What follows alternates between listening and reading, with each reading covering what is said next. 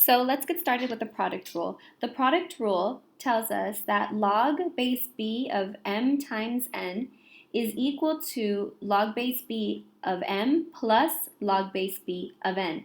So when we see two logs with the same base being added together, right? Remember, these have the same base because we both see that they have a b. So those are the same. So they have it's a log with the same base being added together. What we can do with that value of m and that value of n is we can multiply them together to simplify it down. You can see how this is simplified because on the right-hand side, we had two separate logs being added together, whereas on the left-hand side, we have one single logarithm with m and n being multiplied together. That is the product rule. Again, log base b of m, the way that we see it here, I'll go ahead and let me box it for you. Log base b of m plus log base b of n, two terms being added together. They both have a log, they both have the same base. What we can do with that value of m and that value of n is multiply them together. So let's go ahead and let's work on an example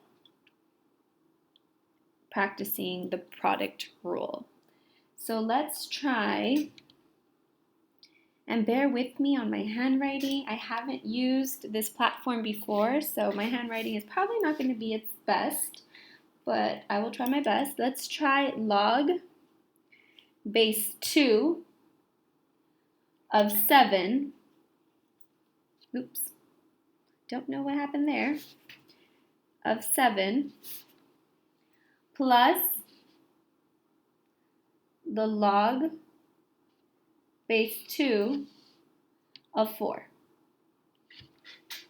So here we see that we have two terms that have a log of base 2, and they are being added together. So with that 7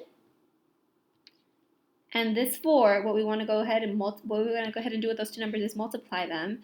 So then this is going to simplify down to log base 2, that does not change, of 7 times 4, which gives us log base 2 of 28. And that would be our answer.